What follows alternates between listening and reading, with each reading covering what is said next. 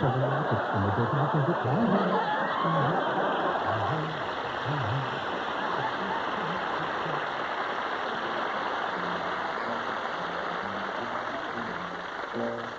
me sunshine in your smile. Bring me laughter all the while. In this world where we live, there should be more happiness. So much joy you can give to each and to bright tomorrow. Make me happy through the years. Never bring me. Never bring me any tears. Any tears. Let your arms be as warm. Pardon? Let your arms be as warm as the sun from up above.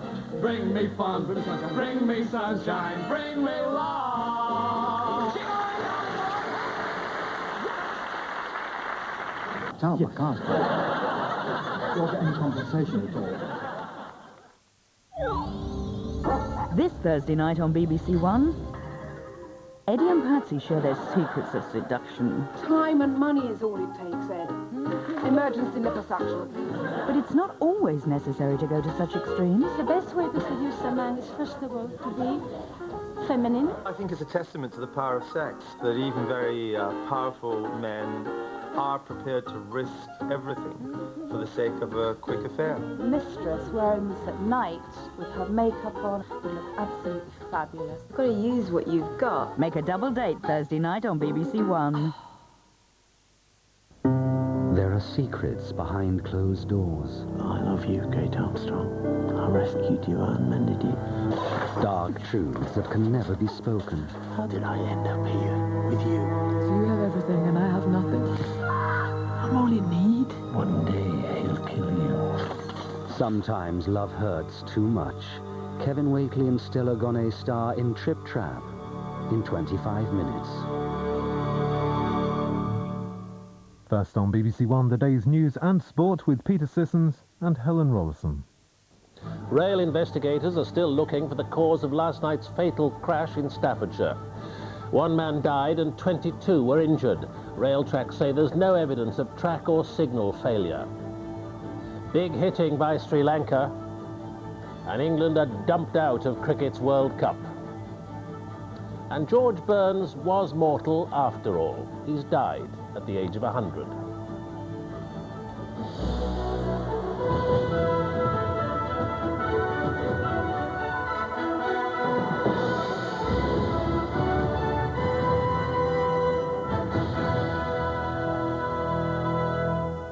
Good evening.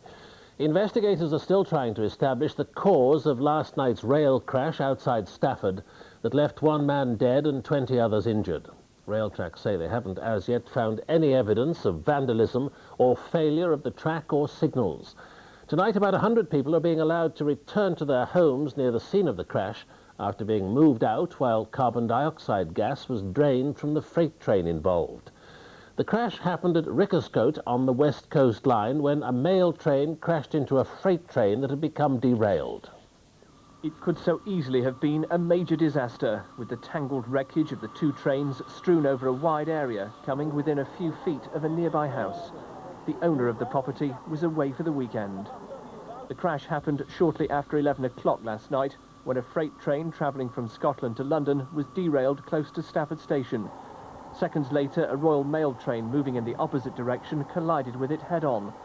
5 of the carriages and its locomotive were thrown across the track. Part of the wreckage landed on top of a garage.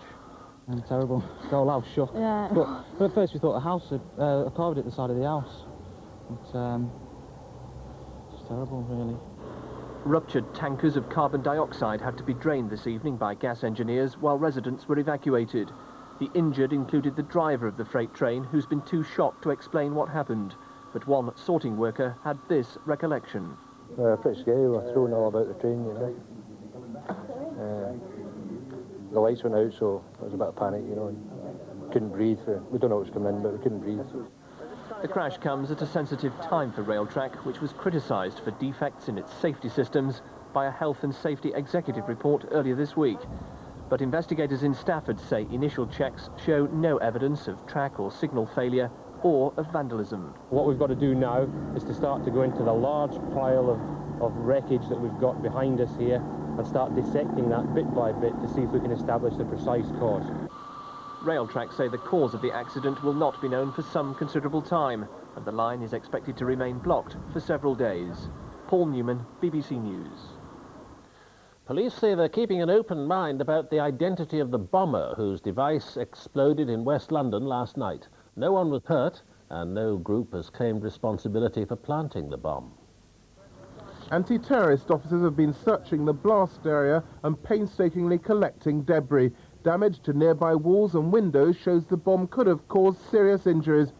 It was detonated at midnight near council recycling bins, just off one of the main routes through West London. It's a few hundred yards from a Ministry of Defence building and Earls Court Exhibition Centre. There were motorists in the street. 20 metres far away from the car. And what did you see? Just blow bomb. I just heard the noise. 350 customers were evacuated from a nearby club. An hour later, the bomb would have coincided with closing time. I think they're despicable. They could have hurt my friends and my customers. They shouldn't do it. Basically, they're potential murderers. Tonight, the area is back to normal, with few signs of last night's explosion and no clarity on the bomber's identity. This bomb has caused speculation about a possible IRA connection following the end of the ceasefire. The IRA has in the past placed bombs in or near litter bins, but usually they issue a coded warning. Last night there was none. The police won't comment on who might have been responsible. Wesley Kerr, BBC News, Scotland Yard. The Ulster Unionist leader David Trimble will join President Clinton for St Patrick's Day celebrations at the White House next week. Mr Trimble is due to have talks with the Clinton administration during his 4-day visit. The Sinn Féin President Gerry Adams will also be in America but hasn't been invited to the White House. Baroness Thatcher is calling on the West to build a ballistic missile defence system to protect it from what she described as rogue nations run by megalomaniacs. Her call comes in a speech she's giving now at Fulton in the United States, where Sir Winston Churchill made his famous speech, referring to an iron curtain descending across Europe. 50 years after Winston Churchill came to Fulton, Baroness Thatcher is here with a new warning for the world. She claims that the threat comes from a number of regimes armed with long-range missiles. Her solution is a missile shield to protect America and her allies. In her speech, she will say that the West must install effective ballistic missile defense, which would protect us and our armed forces, reduce or even nullify the rogue state's arsenal, and enable us to retaliate. When Ronald Reagan proposed his famous Star Wars shield against incoming missiles, it was widely dismissed at the time by many, including Lady Thatcher, as too expensive and impractical. Since then, such technology has moved on, however. The Gulf War showed it was possible for one missile to shoot down another, but experts remain skeptical about what is possible and affordable. When everyone is still talking about a peace dividend, when defense budgets are being reduced in order to divert resources to social expenditure, I doubt very much whether it would be possible to persuade electorates to spend literally billions of US dollars on even beginning this program. Nonetheless, the threat of attack from states like Iraq is real. Only today, UN investigators uncovered further documentary evidence of Iraq's long-range missile program. I'm delighted that Lady Thatcher has added her voice to what has been said by NATO and by others over the last year or so. I think it's important for NATO to see this as perhaps a greater priority than in the past, and work has to be done on a series of ways, not just military ways, but also political initiatives that would minimize that problem. There has even been talk of a British missile defence shield, though so far it's no more than a glint in ministers' eyes. Tom Carver, BBC News. Serbs in the Sarajevo suburb of Ilija have continued to burn homes and businesses before the area is handed over to Muslim Croat control next week. The NATO commander of ground forces in Bosnia has been trying to persuade the residents to stay, but the Serb authorities have already abandoned the district 3 days before Muslim Croat policemen are due to take control. Last night, more of Ilija went up in flames. The Serbs lose control of the suburb in 3 days' time. Their burning of it is systematic and deliberate. During the day, more fires were started, and people tried to improvise the fire service they don't have. This morning, IFOR, the implementation force, held a public meeting in a still unruined school to assure the people they would be protected. But thousands have left or are leaving. The force commander, General Walker, condemned the destruction. There is, to my mind, no reason other than for revenge, for leaving more ruins behind, and there is more than enough ruin for all of us to see. The leader of the few Serbs remaining said they had nothing. No water, no heat, no help in putting out the fires. The Serbs were told that IFOR wasn't a fire service, but would do what it could. General Walker described his appearance here as the last hope in face of a general exodus. We'll try and give you the facts. We can't guarantee your security, but we are here, and we, with the international community, believe that it is safe for you to stay in the suburbs. It's too late, isn't it? I think it probably is too late, but it was still worth trying. As the general left, the smoke was rising again above Ilija, this time from a former cycle factory, one of the suburb's few small businesses which had been put to the torch. French troops of the implementation force looked on.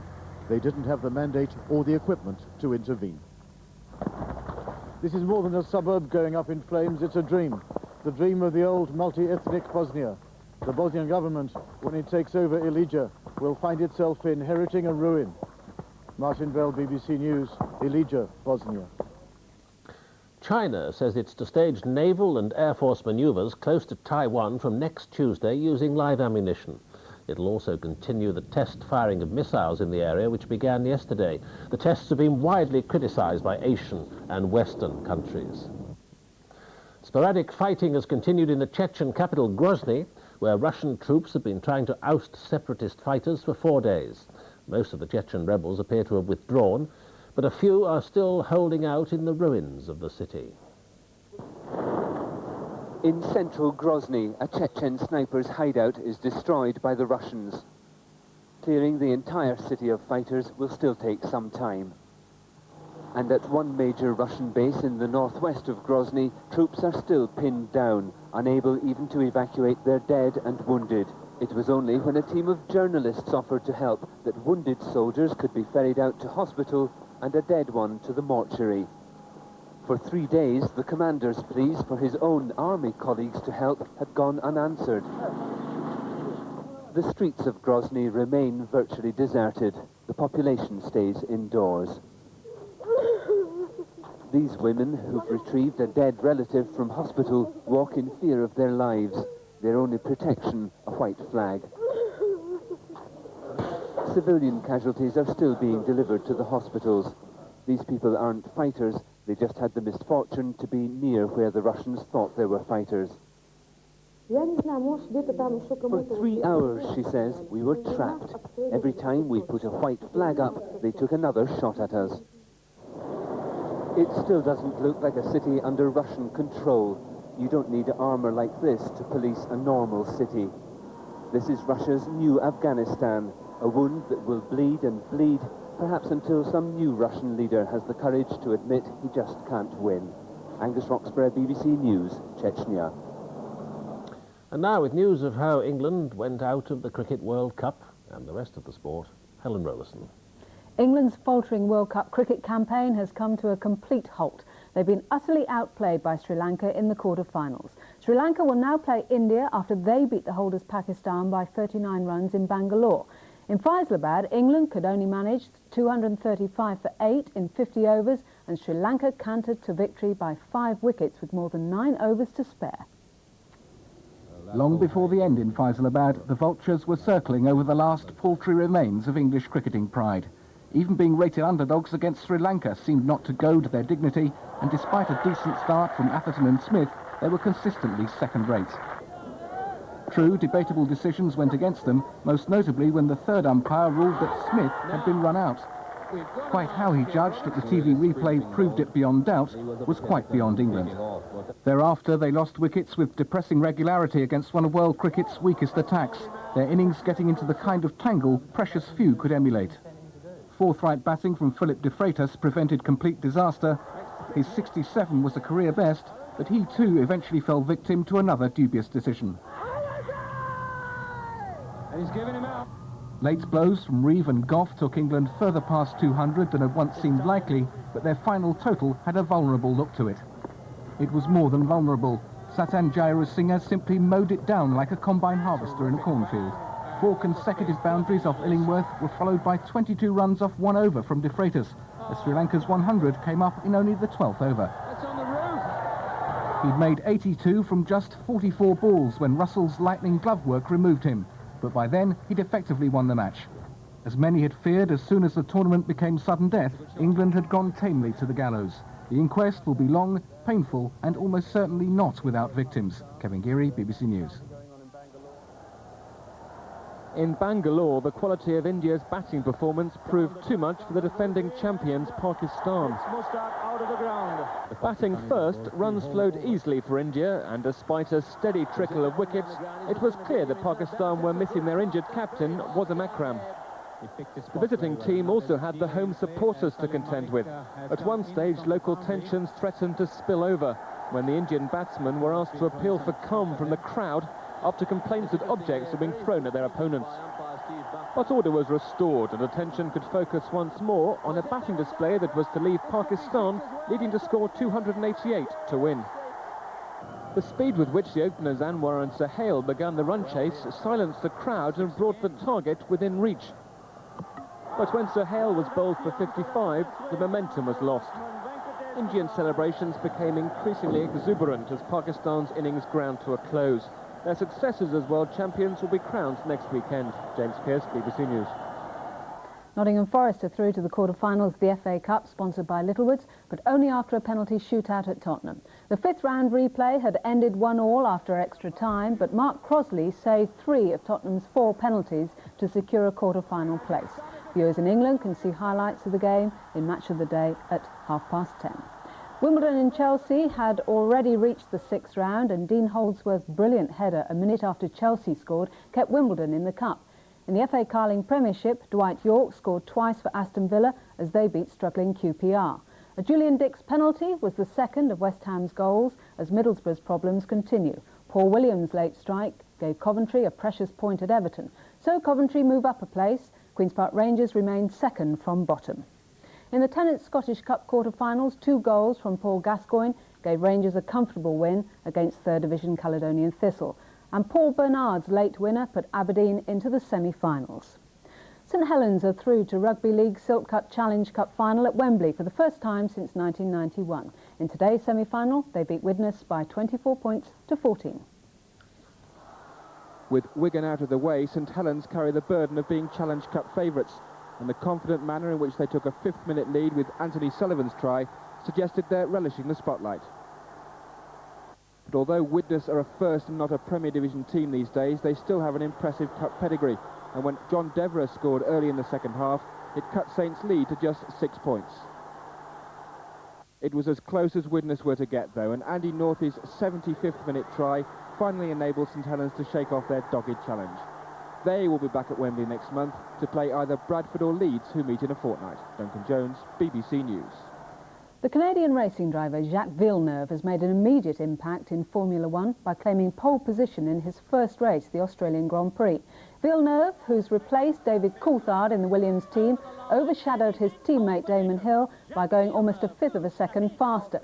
The defending world champion Michael Schumacher, now with Ferrari, was also outperformed by his junior partner as Eddie Irvine qualified in 3rd place. And you can see the Australian Grand Prix live on BBC2 at 2:45 in the morning. Britain's Jason John has won a silver medal in the 60 metres at the European Indoor Athletics Championships in Stockholm. John was disappointed not to get gold, but from the outside lane he was just 0.02 of a second behind Germany's Mark Bloom. It was Britain's first medal of the championships. And Dwayne Ledejo is favourite to take gold tomorrow after easily winning his 400 metres semi-final. Peter. The veteran American comedian George Burns has died at his home in Los Angeles. He was 100. His career lasted more than 90 years, spanning vaudeville, radio and television, where he appeared in shows with his wife Gracie. He even won an Oscar at the age of 80. Our correspondent Andrew Burrows looks back at his career. I get up in the morning, the first thing I do is get a newspaper, and I read the obituary column. If my name isn't in it, I have breakfast.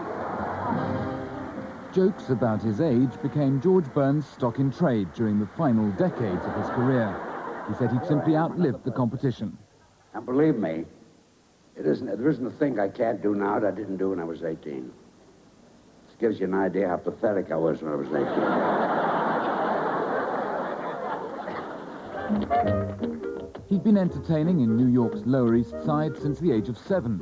In Vaudeville, recalled in a routine with Fred Astaire, he met Gracie Allen, his future wife and comedy partner.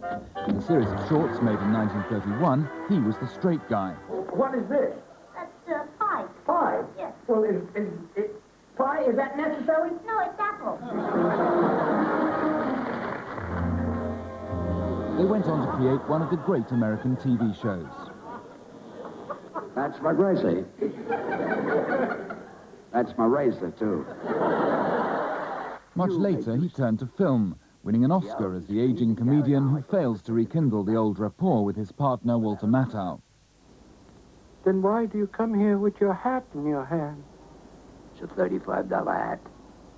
What did you want me to do, fold it in my pocket? Even in his 90s, George Burns amazed younger performers with his stamina, still able to hold the stage for over an hour. When I came in this evening, a photographer took my picture, and he says, Mr. Burns, I hope I'll be able to take your picture again 20 years from now. I said, why not? You're a young fella. The legendary George Burns, who died today. And the main news again, rail crash investigators are trying to find out why 2 trains collided near Stafford last night. 1 man died and 20 others were injured. Railtrack says there's no evidence that faulty signalling or vandalism was to blame. That's all from the BBC Newsroom tonight. Good night.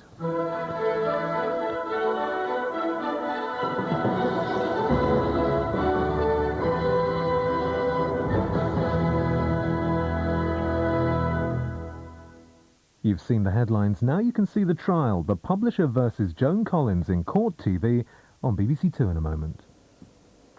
Good evening to you. There's been a real feeling of spring over France today, with the temperature reaching 13 to 15 degrees over many areas, and some of that spring-like weather's coming our way, particularly for Western Britain on Sunday. It'll be much colder the further east you go. We're going to have this nagging easterly wind coming in from North Germany, so very much colder as you head across to the east coast of both Scotland and England. At least most of the rain should have gone. It's already showing signs of decaying away. It's pushing up through Northern Ireland and the western part of Scotland at the moment, but most of that should have gone by the second half of the night. It's already turning misty though, and there will be some thicker patches of fog developing by breakfast. And there could be a touch of frost around as well, more particularly in these more central parts of Britain. Staying pretty windy, incidentally, up in the far north. Well, tomorrow this large bump of high pressure means a nice day really for many of us. These weather systems kept at bay across the Atlantic. It'll be a grey start, a misty start with some low cloud around, but plenty of sunshine breaking through, with probably the brightest blue skies over the southern half of the country, and always the chance of a lot more cloud down that eastern coast. Temperatures there probably no higher than 6 or 7, but certainly 13 is on the cards across there in Wales, 11 or 12 across in Ireland as well. The frost returns over England tomorrow night, but then wind and rain moving into western parts of the country on Monday. That's it from me. Good night to you. New drama coming up in just a moment here on BBC One. Kevin Whately and Stella Gonne star in Trip Trap. Just before that, an update on tonight's National Lottery draw. The winning numbers are confirmed as 14, 16, 29, 30, 37, 45, and the bonus number is 7. Preliminary indications are that there are 8 jackpot winners, each winning just over £1.3 million. Live 6th round FA Cup action as Leeds United take on Liverpool for an all-Premiership FA Cup clash. Chasing major Wembley honours after a 23-year absence, can Leeds reproduce their early season league victory over the Reds? Or will the Premiership's deadliest duo spoil the Elland Road party?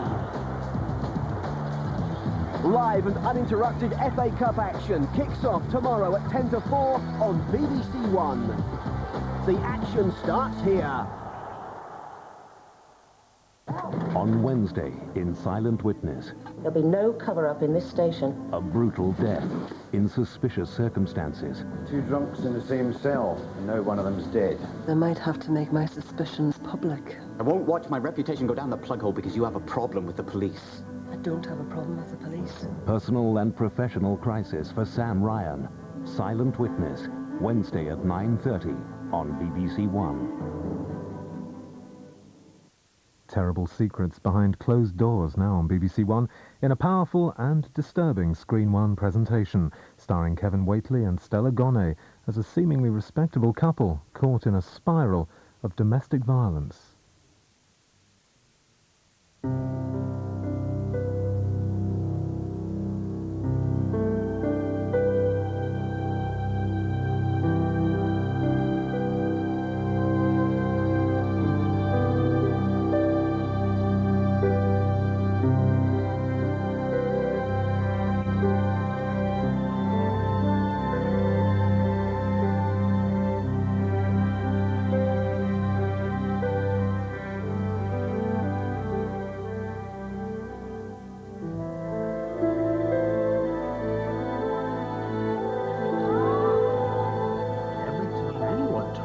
Across the bridge into the lovely meadow, stick his head out and roar. One day, when the sun was shining, the little Billy Goat Gruff decided to hop and skip across the rickety bridge to the flowers and the nice fresh grass. He was halfway across and just waiting for that big, ugly head to pop up when, sure enough, The troll heard him. he did. Just when you thought it was safe to go into the meadow.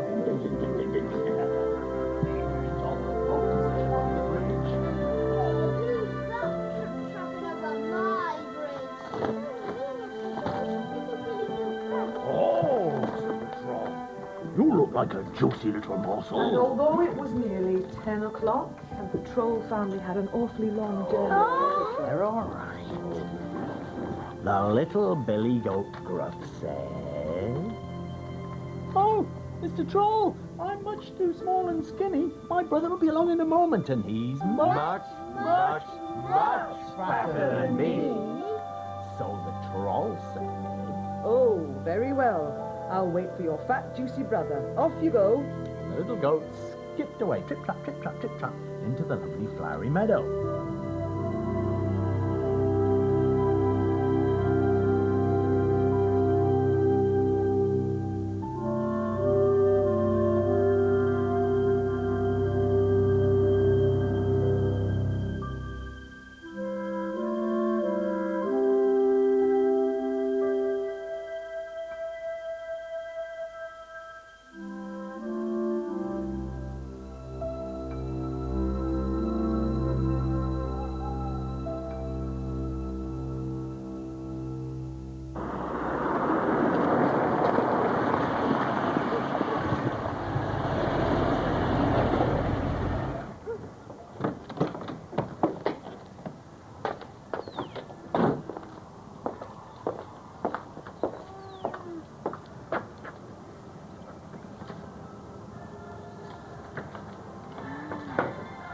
Only me.